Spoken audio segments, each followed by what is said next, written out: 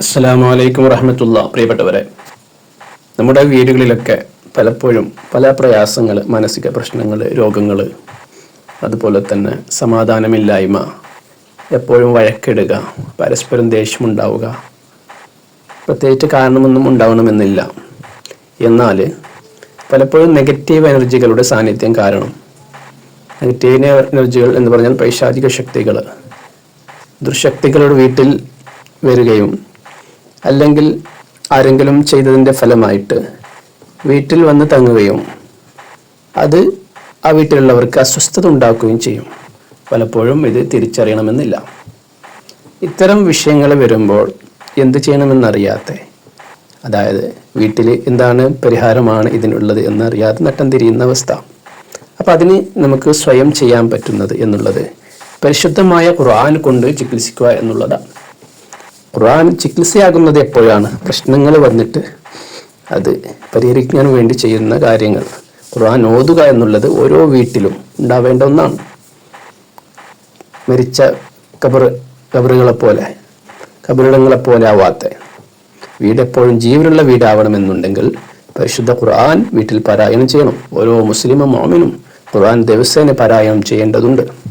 എന്നാൽ പ്രശ്നങ്ങളും ബുദ്ധിമുട്ടുകളും കഷ്ടതകളും മാറിക്കിട്ടുകയും ഖുർആനിൻ്റെ സാന്നിധ്യവും അതിൻ്റെ കാവലും എപ്പോഴും ഉണ്ടാവും.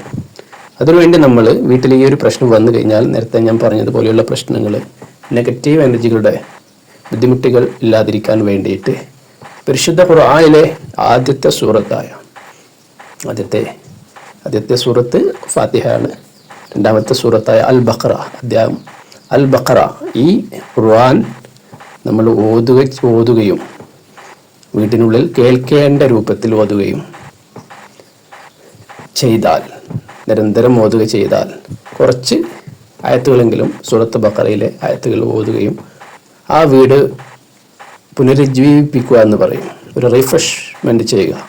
അങ്ങനെ ചെയ്താൽ ആ വീട്ടിൽ നിന്നും ദുശക്തികൾ, നെഗറ്റീവ് എനർജികൾ ഓടിപ്പോവുകയും പിന്നെ ആ വീട്ടിൽ എപ്പോഴും സമാധാനമുണ്ടാവുകയും ചെയ്യും.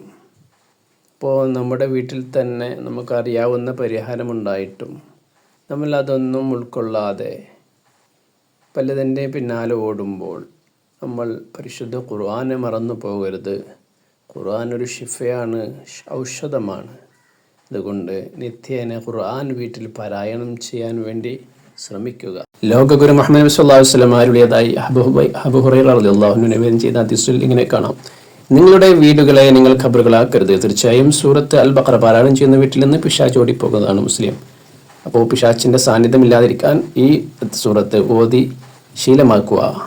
ഇത്തരത്തിലുള്ള മറ്റു വീഡിയോകൾക്ക് വേണ്ടി ഈ ചാനൽ ഫോളോ ചെയ്യുക, സബ്സ്ക്രൈബ് ചെയ്യുക, മറ്റുള്ളവരെ കൂടി ഷെയർ ചെയ്യുക. വീണ്ടും കാണാം. നന്ദി. അസ്സലാമു അലൈക്കും വറഹ്മത്തുള്ളാഹി വബറകാതുഹു.